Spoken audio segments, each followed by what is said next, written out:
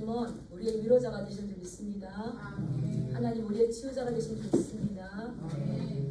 그런데 하나님께서 우리를 위로하시고 치유하셨다는 것은 뭔가 어려움이 있고 아픔이 있다는 거죠.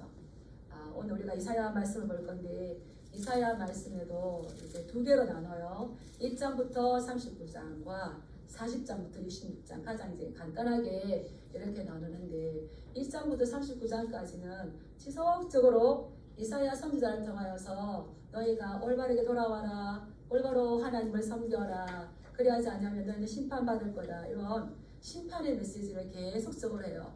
너희가 무수히 많은 이 재물을 가져오는데 내가 그것을 받기 너무 역겹다. 너희는 온전한 제사로 나에게 돌아오라 라고 이렇게 심판을 선언하십니다. 그런데 이제 우리가 읽었던 이 본문 40장부터서는 놀랍게도 그 심판을 말씀하셨던 하나님께서 39장까지는 심판을 말씀하셨고 이제 진노를 말씀하셨는데 40장부터는 희망을 말씀하시고 위로를 말씀하시고 이제 너희에게 새로운 시대가 열릴 거라는 것을 축복의 말씀을 주시는 거예요. 그래서 이 말씀을 잘 듣고 또 깨달으면 하나님의 치유 회복이 있을 줄 믿습니다. 이스라엘 백성들은 지속적으로 하나님의 마음을 아프게 했어요. 그래서 선지자들을 통하여서 들려주는 말씀이 내가 꾸준하게 한 번 한 게 아니고 두 번 한 게 아니고 꾸준하게 선지자를 보냈고 끊임없이 선지자를 보냈는데 너희는 들었다 듣지 않았다? 듣지 않았다. 듣지 않았기 때문에 순종할 수 있었을까요? 없었을까요? 불순종했던 거예요. 그래서 계속적으로 너희가 끊임없이 그 메시지를 전하고 종을 보내었지만 너희는 듣지 않았고 순종하지 않았다. 너희 악을 버리고 나에게로 돌아오면 너희가 그 땅에서 살 것이다. 돌아오고 이 악을 버리면 그 땅에서 살겠지만 그 말은 무슨 말입니까?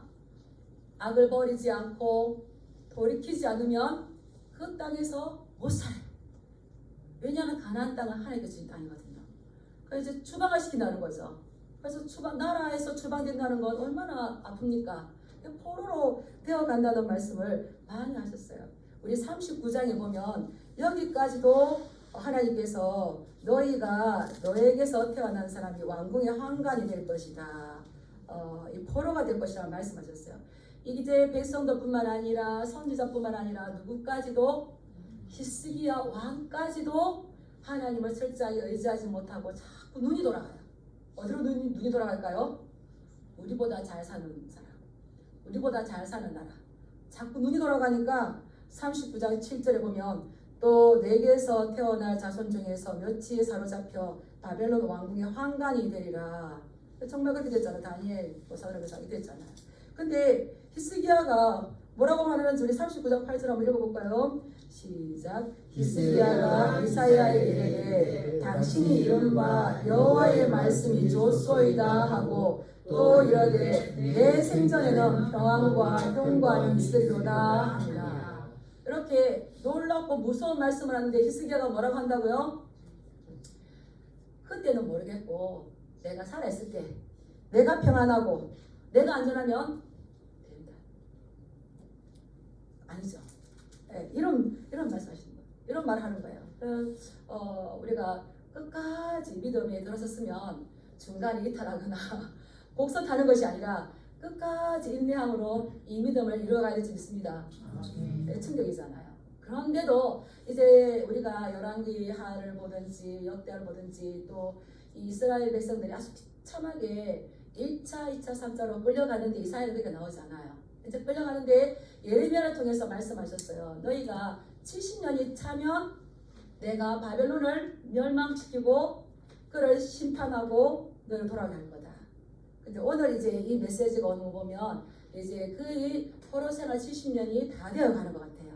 그때 다시 하나님께서 선지자를 통하여서 다시 말씀을 주십니다. 뭐라고 말씀을 주십니까? 우리 1절 읽어볼까요? 시작. 너희의 하나님이 이르시되 너희는 위로하라. 내 백성을 위로하라. 포로 생활이 너무 오랫동안 되니까 이제 이미 포로 생활이 체질화가 되고 하나님은 가물가물하고 내가 하나님을 잊어가듯이 하나님도 나를 잊지 않았을까? 너무 오래 고통이 심하다 보니까 하나님은 살아계시기는 한가? 하나님은 능력자가 맞으시는가? 하나님은 나를 구원해 주실 만한 의지가 있으신가?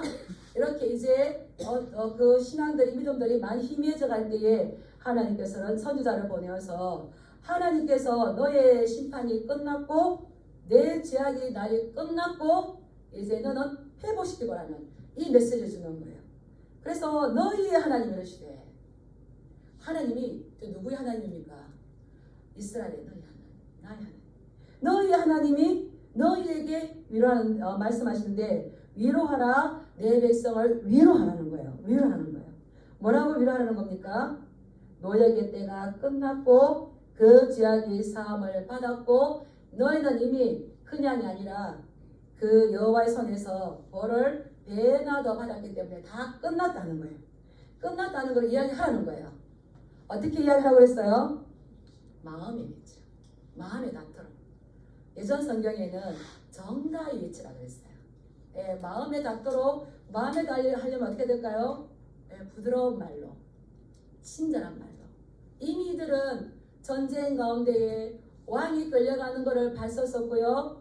시드기야 왕이 도망가다가 끌려서 죽을 때에 그가 마지막 본 거는 자기 아들이 자기 눈앞에서 죽는 거였어요.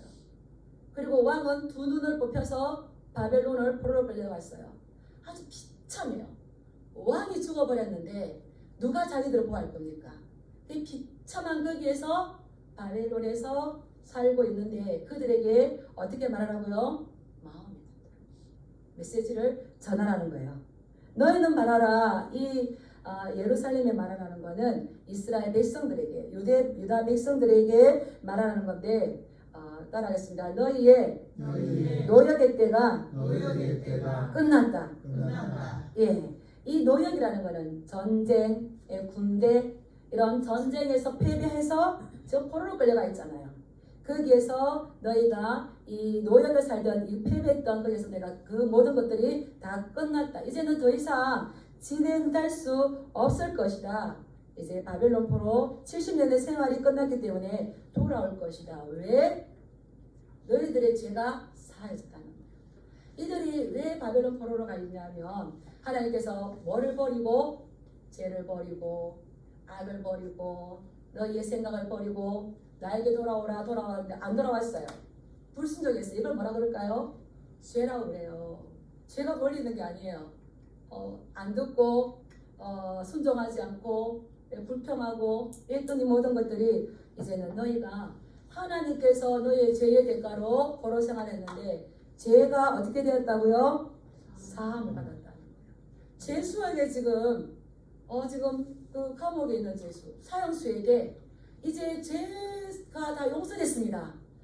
대통령이 사면해줬습니다. 죽지 않아도 됩니다. 이 소리만큼 기쁜 게 있을까요? 별로 안 기쁘신 것 같아요. 아니 죽더라도 돈 좀 많이 주셔야지. 내가 죽더라도 좋은 집을 쳐주셔야지. 그렇습니까? 아니에요. 지금 이제 너희의 죄가 다 용서를 받았다. 이제 다 받았기 때문에 즐거워하고 기뻐하면서 받아들이면 되는 거예요. 이야 하면서. 근데 너희 모든 죄로 말미암아 여호와의 손에서 벌을 배나 받았느니라. 이제 그 노역의 70년 동안 이들은 벌을 받았던 거예요. 그 벌을 받으면서 어땠을까요? 너희의 생각을 버리고 너희의 악을 버리고 나에게 돌아와라. 그들의 악은 뭐였습니까? 자꾸만 자기 손으로 만든 것을 믿어요. 자기 손으로 만든 거. 예, 막 우상을 섬겨요. 또 옆에서 내가 만든 것뿐만 아니라 옆에 좋다면 또 같이 따라가 또 같이 믿어요. 그게 다 뭡니까? 우상을 섬겨요. 그래서 너희가 포로로 끌려갈 거다. 하나님께서 너희를 버릴 것이다 해도 에이 설마 하다가 설마가 눈앞에 다 있어요. 그래서 그들이 바벨론 땅에 가서 보니까 우리가 여기 지금 와 있는 이유가 뭐라고요? 선지자를 통해 주신 말씀 진짜 그때 돌아올 때에 우리가 죄를 회개하고 돌아갔어야 되는데 설마 하다가 정말 우리가 이 땅에 와 앉아있는데 그들은 그 땅에서 뭘 했을까요? 철저하게 회개했어요. 철저히 우리가 여기 앉아있는 이유는 다른 것이 아니라 바벨론이 강해서가 아니라 아수르가 강해서가 아니라 거기에서 우리를 지켜주셨던 그 하나님께 우리를 더 이상 지켜주지 않았구나. 왜 지켜주지 않았지? 하나님 나는 여호와의 손이 짧아서 너희를 구원치 못한다니요 귀가 돌려 듣지 못한다니요 너와 나 사이에 죄가 있었구나. 그렇기 때문에 내가 여기 와 앉아있구나. 그래서 이스라엘 백성들은 바벨론 그 시내가에 앉아가지고 철저하게 그 바벨론 사람들이 야 너희가 예루살렘에 있을 때 노래했다며 노래 한번 불러봐 할 때 차라리 내가 수금을 걸어놓고 내가 이 혀가 이 천장에 달라붙어서 벙어리가 될지언정 내가 우리 하나님을 노래했던 거 절대 노래하지 않겠다.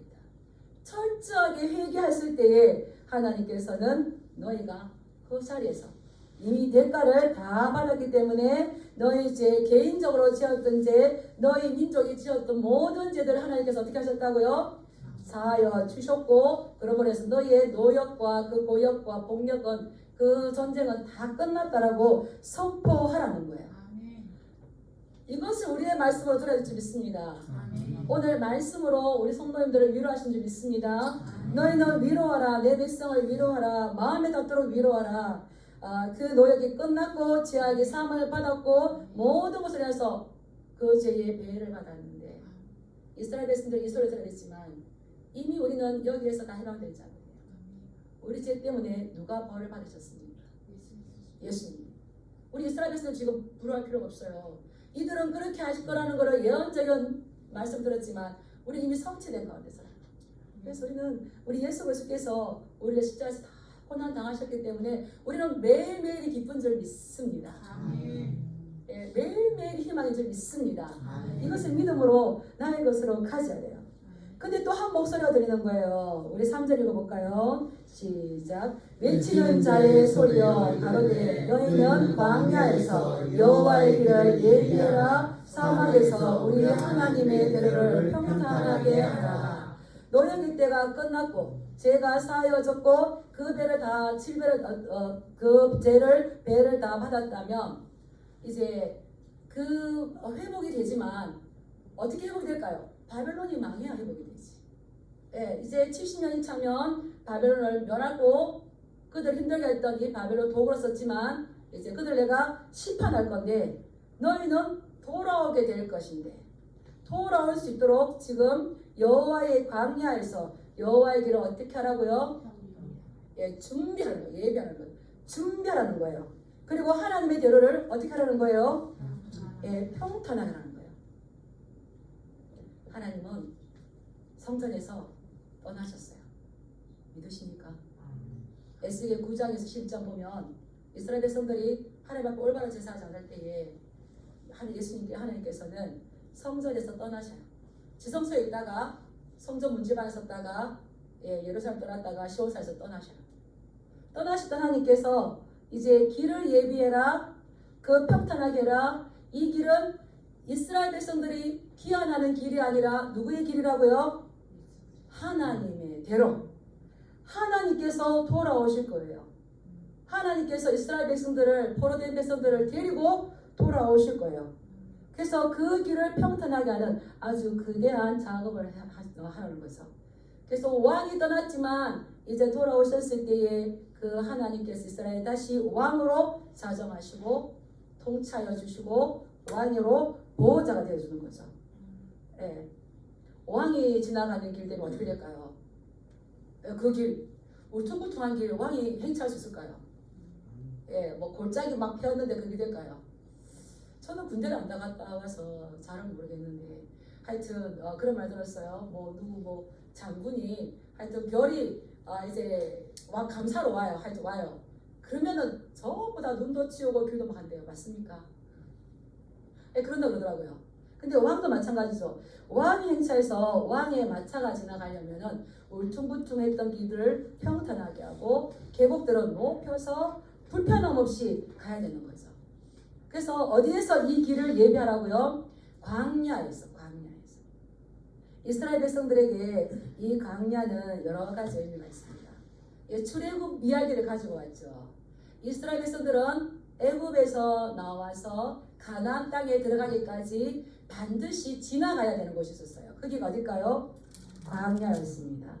광야는 부정적으로 보면 지속적으로 방황했었어요. 그래서 히브리서의 주제가 광야에서 방황한 이스라엘 백성들. 그런데 이 광야는 긍정적으로 보면 애굽에서 탈출해서 자유와 해방을 맛보는 공간입니다. 그리고 또 가나안 땅에 들어갈 것에 대한 미래에 대한 이 소망과 이 회복을 기다리는 곳이죠. 우리가 있는 광야는 어디 있습니까? 이 광야는 그런데 조심해야 돼요. 이 광야에서 어떤 길로 가느냐, 이정표가 없으면 계속 방황할 수밖에 없는 거죠.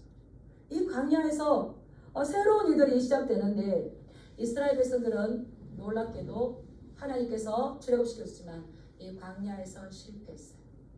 그러나 우리 예수 그리스도께서는 광야에서 시험 당하실 때 승리하실 줄 믿습니다. 아멘. 네. 그래서 이 광야에서 하나님이 오실 길들을 예비해야 하는데 그 예비하는 조건이 뭐겠습니까? 우리 4절 말씀 한번 읽어볼까요? 시작. 골짜기마다 도두어지며 산마다 언덕마다 낮아지며 고르지 아니한 곳이 평탄하게 되며 험한 곳이 평지가 될 것이요. 예, 골짜기들은 어떻게 되어야 됩니까? 높아져야 되는 거죠. 그리고 높은 산과 언덕들은 어떻습니까? 낮아져야 되는 겁니다. 이 골짜기들, 낮아진 것들, 예, 낮아졌으면 하나님의 위로를 받을 수가 없어요. 그 상처난 절망과 좌절 때문에 하나님의 위로를 받지 못해요. 대신 높아진 마음들은 또한 하나님께서 주시는 그 위로와 영광을 귀하게 여기지 않아요. 예, 낮은 자존감, 열등감, 자기중심적인 거, 높은 사람들, 자기가 의지하는 힘, 권세, 이런 모든 것들이 높은 골짜기 언덕들 내려오고 낮아진 마음들 올려져서 울퉁불퉁했던 모든 길들을 평탄하게 하고 곧게 할 때에 그때에 누가 나타나는 겁니까? 따라하겠습니다. 여호와의 영광이 나타난다. 하나님 여호와의 영광을 보여주시옵소서. 하나님 임재하시옵소서. 하지만 하나님은 아무 곳에나 가지 않으세요. 왕이 아무 곳에 가지 않으세요. 따라하겠습니다. 준비가 되어야 왕이 행차하신다. 그게 뭐겠습니까? 낮아진 마음들, 높은 마음들, 교만했던 마음 낮아지고 골짜기처럼 좌절했던 마음 올라오고 예, 이것은 하나님의 마음 합당할 수 있도록. 그래서 이것을 가장 잘 외쳤던 사람이 마태복음 3장에 보면은 누가 나올까요? 예, 세례요한. 나는 광야에서 외치는 자라. 이 광야에서 외치는 자인데 이 마태복음 3장 3절에 보면 저는 선지자 이사야로 말씀하신 자를 이르시되 광야에서 외치는 자의 소리가 있어 가로되 너는 주의 길을 준비하라 그가 오실 길을 곱게 하라 했는데 이 세례요한이 광야에 나와서 요단강가에 나와서 외쳤던 소리가 뭘까요? 예, 그가 세례해 준 목적이 뭘까요? 회개하라 천국이 가까웠느니라.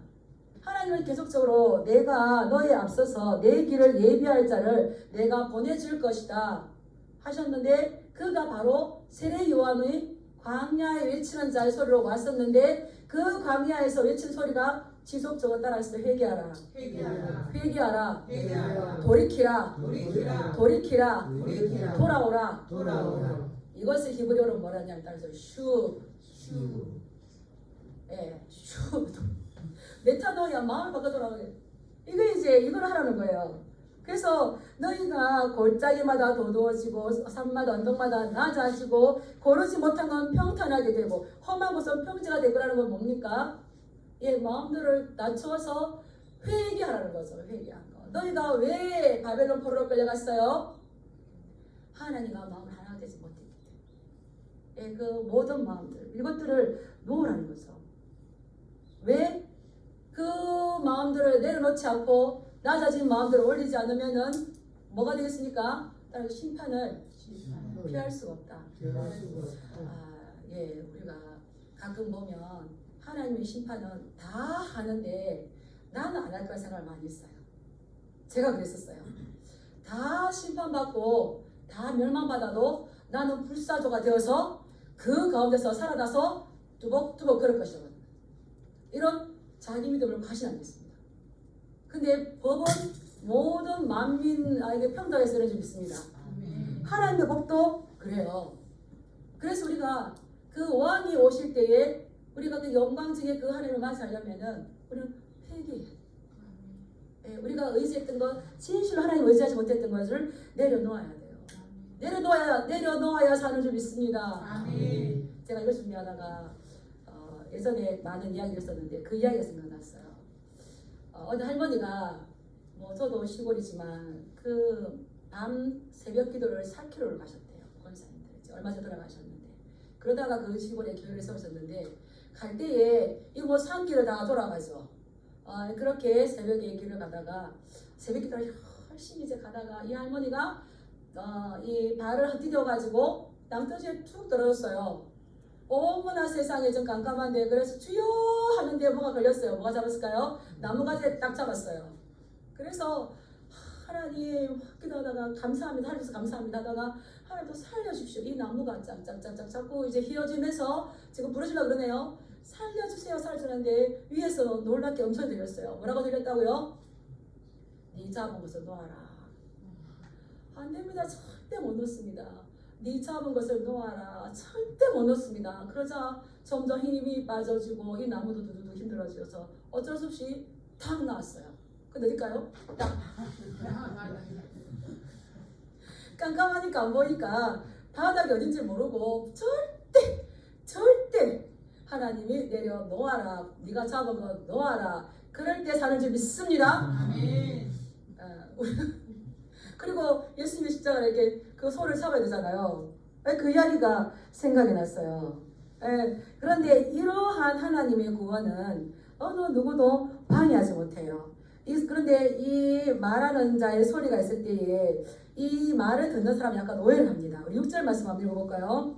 시작. 말하는 자의 소리여 이르되 외치라. 대답하되 내가 무엇이라 외치리까 하니 이르되 모든 육체는 풀이요 그의 모든 아름다움은 들의 꽃과 같으니 말하는 자의 너는 외쳐라. 천상의 소리가 들려요. 외쳐라 라고 하는데 지금 이렇게 절망적인 순간에 하나님께서 하실 거지만 이런 가운데에 내가 외친다고 되겠습니까? 근데 내가 뭐라고 외치겠습니까? 이렇게 한변하는 거죠. 그때에 하나님께서 말씀하십니다. 모든 육체는 풀이고 그의 모든 아름다움은 들의 꽃과 같다라고 외쳐라. 이것은 정말 어려우셔야 돼요. 우리의 현 주소예요. 따라하겠습니다. 모든 육체는 풀이고 그 모든 아름다움은 풀의 꽃과 같다. 한번 자기 손에 자기 가슴에 손을 고 나는 풀이고 나의 아름다움은 풀의 꽃과 같다. 이걸 인정하지 않으면 100년도 못 사는 인간이 1000년만에 살 것처럼 견고한 자기의 집을 짓죠.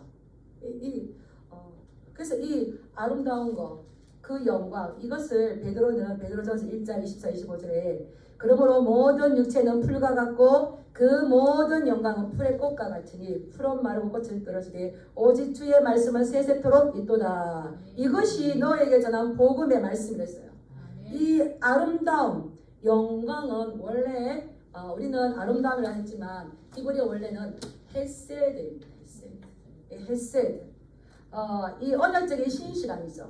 인간은 약하기 때문에 이 언약을 지키려고 해도 세월이 기다려줄까요? 기다리지 않을까요? 기다리지 않아요. 이제 살만해서 부모님에게 효도하려고 그랬는데 부모는 각 없더라. 이것처럼 인생은 짧아요.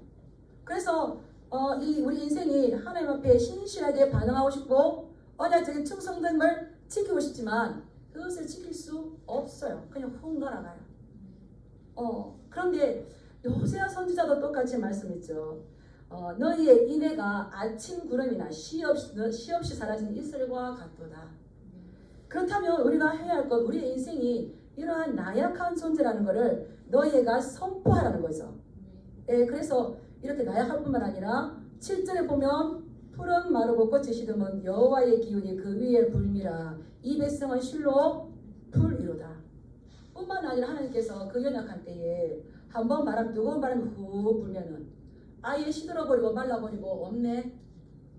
한번 따라하겠습니다. 나에게 호흡 주신 분이 나의 호흡을 가져가신다. 우리 하나님은 영원하지만 거기에 비해서 우리 인간은 짧은 거예요. 마찬가지로 유다 백성들 하나님께서 구원하실 거예요. 근데 구원하실 건데 바벨론이 지금 얼마나 무서운지 몰라요. 유다만 풀이고 꽃이 아니고 모든 인생, 모든 육체가 풀이고 꽃이기 때문에 바벨론도 풀이고 꽃이에요. 하나님께서 바벨론에게 힘을 줬기 때문에 그가 세계를 강대국이 되었지만 하나님께서 호흡을 주셨지만 호흡을 가져가시는 줄 믿습니다. 예, 채찍 막대기로 사용하셨지만 이제 그 막대기를 치우셔서 오히려 바벨론을 심판하시는 거예요. 이것을 우리가 믿어야 되는데 우리는 내가 너무 약하니까 하나님 도와주시면 하겠는데 저 강한 사람은 어떻게 하라고요? 똑같이 하나님께서 심판하실 줄 믿습니다. 예, 그래서 이 인생의 부귀영화, 이런 힘들, 아름다움들, 자기의 능력, 이 모든 것들은 곧 사라집니다. 우리 성도님들 너무 절감하지 않습니까? 좀 절감하잖아요. 어느 순간 나도 모르게. 그래서 이 바벨론은 이스라엘 백성들을 훈련시키기 위해서 70년 동안 있었지만 느부갓네살 왕이 죽고 난 다음에 그 다음 왕들에 있어서 급속도로 망했어요. 이 페르시아에게, 고레스에게. 그래서 고레스 침략을 통해서 다 돌아가라고 역사적으로 이루어진 걸 믿잖아요. 그렇다면 너희가 내 말을 잘 듣지 않고 돌이키지 아니하면 너희가 그 땅에서 살지 못할 것이다. 이 약속의 말씀이 이루어져서 다시 말하면 사무엘하 7장 다윗 언약에서 나는 너희 하나님이 되고 너는 나의 아들이 될 건데 네가 죄를 범하면 내가 징계하려니와 인생 막대기로 채찍하려니와. 하나님 분명히 약속하셨어요. 네가 죄를 범하면 징계하고 채찍할 거지만 영원히 버리겠다, 버리지 않겠다? 버리지 않겠다는 거예요. 그래서 지금 심판하시는 거는 버리겠다고 심판하시는 겁니까? 다시 쓰시려고 심판하시는 겁니다. 따라하겠습니다. 구원은 심판에서 나온다. 심판하신 거예요. 거기에서 바벨론에 가서 얼마나 회개했는지 이제 그 노예의 때가 찼기 때문에 회복하잖아요. 그래서 이것을 믿어야 됩니다. 우리 삶의 자리 가운데에서 우리 힘들게 하는 게 너무너무 많죠. 그렇지만 곧 지나갑니다. 그때 우리가 할 것은 뭘까요? 광야에서 방황한 이스라엘처럼 방황하는 게 아니라 거기에서 우리 이정표 되시는 예수 그리스도의 말씀이 이 광야에서 어떻게 하라고 했는가, 그것을 붙잡지 못하면 우리 또한 광야에서 방황하다가 가나안 땅에 들어가지 못하고 갈 거죠. 인생은 나그네길 어디서 왔다 어디로 가는지, 이게 노래가 만들어진 게 그 불교 철학에서 나왔대요. 제가 저희 친정 아버님이 열심히 이제 부르셨기 때문에 제가 이제 나가서 이것을 보고 저한테 어디서 왔다 가는지 떠도는 인생길 하죠. 떠도는 인생길. 그런데 우리 성경은 말씀하고 있죠. 너희가 죄에서 포로되면서 자유 찾았으면 우리의 가난은 하나님 나라를 믿습니다. 가야 될 곳이 있어요. 가야 될 곳이 모르니까 계속 방황하면서 계속 엉뚱한 거 찾고 다니잖아요. 근데 그러한 자들을 어떻게 보호하시는가? 우리 시편 103편 13절 18절 말씀 한번 참고 말씀 한번 보겠습니다. 우리 이 말씀 너무 중요한데 한번 읽어볼게요. PPT 있습니다. 시작. 아비가 자식을 불쌍히 여겨같이 여호와께서 자기를 경외하는 자를 불쌍히 여기시나니 이는 저가 우리의 체질을 아시며 우리가 진토임을 기억하시미로다. 인생은 그 날이 시작. 인생은 그의 날이 풀과 같으며 그 영화가 들의 꽃과 같도다. 그것은 바람이 지나면 없어지나니 그곳이 다시 알지 못하거니와 여호와의 인자하심은 자기를 경외하는 자에게 영원부터 영원까지 이르며 그의 의는 자손의 자손에게 미치리니 곧 그 언약을 지키고 법도를 기억하며 행하는 자에게로다. 아멘. 하나님은 아비가 자식을 불쌍히 같이 우리를 불쌍히 주셔서 징계를 하지만 거기에서 회복을 시키신다는 거예요. 하나님 우리를 만드시기 때문에 우리의 체질을 아시고 우리가 진토인 거예요. 우리가 흙인 거예요. 언제도 후 불면 갔다가 안 와요. 그래서 참아서 이들을 다시 회복하기 원하시는 거예요. 그래서 하나님의 인자하심은 영원부터 영원까지 그를 경외하는 자에게 보호하신다는 거죠. 그래서 우리가 이 약속의 말씀을 믿고 이 약속의 말씀 이정표를 삼고 그 약속의 말씀이 가리키는 곳으로 가야 길이요 진리요 생명이라는 줄 믿습니다. 그래서 우리가 이정표를 뭘 삼아야 될까요? 하나님의 말씀으로 삼아야 되는데 이스라엘 백성들은 자기가 택함받은 선민이라는 그 마음이 있었지 이것이 무엇을 말하고 택함받은 게 무엇인지를 그들은 알지 못했는데 너는 가서 선포해라. 모든 육체는 풀이고 그의 모든 아름다움은 들의 꽃과 같은데 풀은 마르고 꽃은 시드나 우리 하나님의 말씀은 영원히 살아갈 건데 우리 유한한 존재고 우리의 생명은 꼭 끝나지만 영원할 수 있는 건 영원하신 하나님 앞에 우리가 의탁했을 때 우리의 삶도 영원한 줄 믿습니다. 아멘. 이 땅의 삶이 끝났을 때 하나님 나라에서 영원한 거잖아. 떠도는 인생길. 그래서 제가 그 노래 다시 들어봤어요. 떠도는 인생길. 뭐가 잘하는 줄 알고 막 부르다가 어디로 가는지 모르고 하루 종일 헉 가버리잖아요.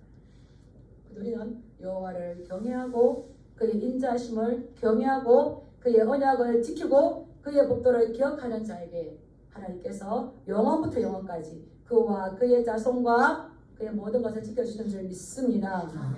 예, 이것을 받았어요. 그런데 또 이스라엘 백성들에게 하나의 더 소명을 줍니다. 우리 9절 말씀 읽어볼까요? 시작. 아름다운 소식을 시온에 전하는 자여 너는 높은 산에 오르라. 아름다운 소식을 예루살렘에 전하는 자여 너는 힘써 소리를 높이라. 두려워하지 말고 소리를 높여 유다의 성읍들에게 이르기를 너희의 하나님을 보라 하라.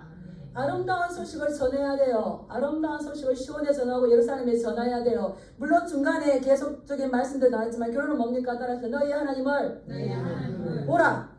너희의 하나님을 보라. 시편에 그런 말씀 있어요. 여호와의 얼굴을 구하는 자는 마음이 행복할지로다.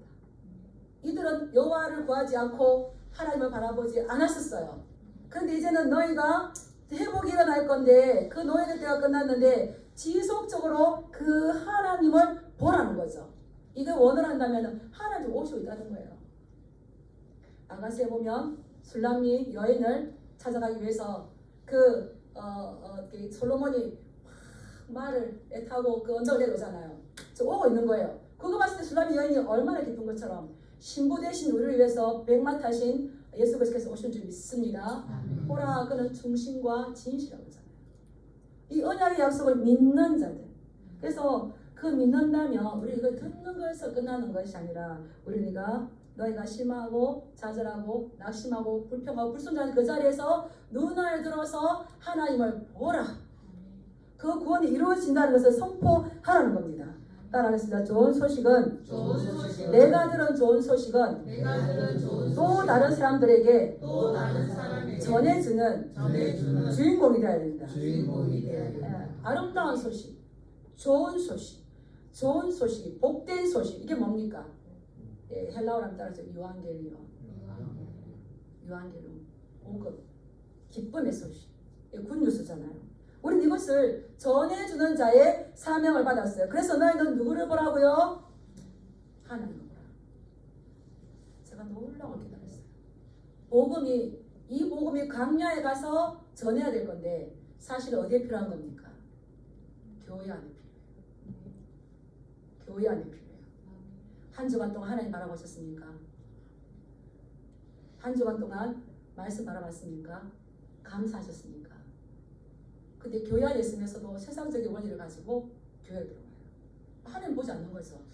누가 어떻게 했대. 그거는 하나님 바라보지 않는 거예요. 우리는 믿음의 눈으로 주님을 바라볼 줄 믿습니다. 아멘. 예. 그런데 왜 하나님을 바라봐야 하냐면 너희는 힘써서 두려워하지 말고 이 아름다운 소식을 전할 때에 이 아름다운 소식을 전하는 것을 기뻐서 소망으로 바라보는 자들이 있는가 하면 이 아름다운 소식을 대적하는 자들이 있다는 거예요. 이 아름다운 소식이 전해질 때에 이것을 비아냥거리는 사람들이 있다는 거예요. 왜냐하면 하나님의 나라가 하나님의 몸이 이스라엘 백성들을 데리고 유다로 예루살렘으로 돌아와서 통치할 때에 거기에 있던 그 대적자들 누가 알겠습니까? 느헤미야 시대 보면은 도비야와 산발라 왕이 없기 때문에 통치자가 없기 때문에 그 어려운 사람들 힘없는 사람들을 약탈해서 빼앗겼던 그러한 사람들은 왕이면 어떻게 되는 겁니까? 다 내놔야 되거든요. 재판받아야 되거든요. 이것을 이것을 대적하며 이것을 소리를 못 치게 만드는 사람이 있는데 그래서 결국 광야에서 외치는 세례요한은 어떻게 됐습니까? 목배임을 당했죠. 그런데 이것을 모든 사람들이 들을 수 있도록 어디에 올라가서 높은 산에 올라가서 어떻게 두려워하지 말고 어떻게 힘써서 전해야 되는 거예요. 힘써서. 그래서 이제 다시 오실 그 왕은 이스라엘의 나라 왕일 뿐만 아니라 따라서 모든 육체가 볼 수 있는 왕이시다. 그래서 말씀이 육신에서 우리 가운데 오셨던 예수 그리스도 이스라엘의 왕만 된 것이 아니라 열방과 세계. 그래서 우리가 이방인 우리가 누군가가 외쳐줬기 때문에 우리가 여기 들어와 있잖아요. 근데 그 듣고 복음에 들어왔던 사람이 또 우리에게 새로운 삶이 있어요. 어떤 삶이 있다고요? 높은 산에 올라가서 두려워하지 말고 힘써서 외쳐야 될 이 사명이 있는 거죠. 아무리 우리를 대적하고 우리를 무섭게 하는 자가 있다 할지라도 걱정하지 말아라. 우리 10절 읽어보겠습니다. 시작. 보라 주 여호와께서 장차 강한 자로 임하실 것이요 친히 그의 팔로 다스리실 것이라. 보라 상급이 그에게 있고 보응이 그의 앞에 있으며. 보라 하라는 거야. 보라. 이들이 무서운데요, 힘든데요. 네가 보는 그 하나님, 너에게 왕으로는 그 하나님은 째째하신 분이 아니라 어떤 분이시라고요? 장차 강한 자로 일어서실 것이고 그의 팔로 다스릴 것입니다. 강한 팔, 강한 힘을 가졌던 그 하나님께서 이 모든 원수들을 보복하시는 거죠. 따라하겠습니다. 보복하신 하나님. 나의 대적자를 보복하신 하나님. 근데 이 하나님 어떤 분인지 모르면 계속 방황하고 있어요. 근데 이 하나님은 강한 팔로 또 강한 손으로 다스리시고 상급이 그에게 있고 보응이 그에게 있어서 힘들게 했던 그들을 보복하여 주시고, 네. 우리를 또 그 믿음을 지켰던 자들에게는 하나님께서 보상하시는 분이죠. 이러한 하나님이 너희에게 왕으로 오시는 걸 본 사람들은 얼마나 기쁜 소식이에요. 우리 동포들이, 우리 민족들이 우리가 10월 17일 막 나가서 외쳤던 것처럼, 이야 우리가 함께하자, 차별금지법을 막아냈대. 그래서 우리가 자유롭게 우리가 복음을 전할 수 있고 예배 드릴 때 자유롭게 할 수 있고 이 세계 만방 가운데 선교할 수 있는 이 모든 것이 막히지 않고 우리 대한민국을 통해서 다시 세계 열방 가운데에 이 차별금지법을 막아내고 동성애 합법된 것들을 막아낼 수가 있다면 얼마나 좋겠어요. 근데 표정들이 그래도 내가 어려운데 하나님께서, 그런 하나님께서 우리를 돌봐주시죠. 우리 11절 말씀 읽어보겠습니다. 시작. 그는 목자같이 양떼를 먹이시며 어린 양을 그 팔로 모아 품에 안으시며 젖먹이는 암컷들을 온순히 인도하시리로다. 대적들을 향하여서는 강한 팔로 그의 팔로 물리치시고 그들을 심판하시던 그 하나님께서 그런 강한 팔이 당신의 백성들에게는 어떤 팔이 되는 겁니까? 보호하시던 팔로, 따스한 팔로, 다시 말하면은 목자, 어머니와 같은 그 팔이 되어서 두려워 떨었던 그들을 목자같이 양떼를 먹이시고 그의 팔로 그 양을 팔로 모아 품에 안으시고. 그래서 여호와는 나의 목자시니 내가 부족함이 없으리다 보면 어떻습니까? 예수님이 이렇게 푸른 초장 있고 양들이 몇 마리 있고 그 품에 팔로 안아가지고 누가 있어요? 양이 한 마리 있어요. 그 양 한 마리 계시기 바랍니다. 그런데 그 양을 왜 안고 있을까? 얼마나 말을 안 들었으면 놔두니까 함부로 막 하니까 얼마나 말을 안 들었으면 품에 안고 있는 거예요. 우리도 그러잖아요. 우리도 예수님께서 품에 안고 계셔요. 지 마음대로 가지 말라고, 자기 마음대로. 그래도 근데 이제 아까 우리 이호경 지사님 말씀하신 것처럼 잃어버린 양을 찾았던 그 품에 안고 그에 달래주는 거죠. 젖먹이는 암컷을 온순히 인도해 주시는 이런 모습으로. 그렇게 말씀이 육신이 되어서 이 땅에 오신 분이 누구십니까? 예수님 말씀이십니다. 예수님께서 요한복음 10장에 나는 선한 목자라. 나는 선한 목자, 선한 목자는 양을 위해서 목숨을 버리는데 선한 목자, 나는 선한 목자, 나는 내 양을 안다는 거죠. 우리 힘들어하는 거, 우리의 절망하는 거, 낙심하는 거 다 아셔. 뿐만 아니라 마태복음 말씀 보면 그분은 우리가 이 목자 없는 양같이, 마가복음 6장에 보면 목자 없는 양같이 방황하는 우리를 보고 불쌍히 여기시죠. 그래서 친히 우리의 목자가 되어주시는 거죠. 장차 올 그분은 우리의 목자가 되시고 우리를 먹여주시고 우리를 그의 팔로 모아서 품에 안아주시는데, 이스라엘 백성들에게 이사야서가 이렇게 예언을 했지만 우리 놀랍게도 이 예언이 성취된 이 시대를 살고 있는 거예요. 이미 그분은 우리의 목자로 오셨습니다. 그래서 우리가 해야 할 건 뭘까요? 따라서 아름다운 소식을 내가 있는 곳에서 두려워하지 말고 소리를 높여서 힘써서 하나님을 보라라고 전해야 된다. 그렇죠? 전하니까 정확히 앉아 계시잖아요. 안 지냈으면 못 얹죠. 전달자가 되야 되고, 이게 뭡니까? 이게 증인의 삶이죠. 그래서 우리는 이제 그 오신 예수님을 물론 전할 수 있겠지만, 이 예수님은 사도행전 1장 11절에 보면 이 예수는 하늘로 가심을 그 본 그대로 오시리라. 재림해 주님 오신다는 겁니다.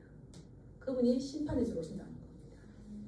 근데 떠도는 인생길 뭐가 뭔지 몰라요. 눈으로 보게. 근데 정확하게 올라가신 그 모습을 본 그대로 오실 것입니다. 회개하라, 천국이 가까워집니다. 내가 세상을 손잡았던 거, 내가 만드신을 잡았던 거, 이 모든 것을 놓고 우리는 이제 복음을 경험하고 체험했기 때문에 그 복음을 전하는 자로 해서 또 하나님께서 계속 품어주시고 위로하시고 이런 아름다운 하나님과의 이런 아름다운 관계를 만들어 가시길, 그리고 이 구원의 놀라운 소식을 전하는 저와 여러분들에게 주님의 이름으로 축복합니다. 네, 기도하겠습니다.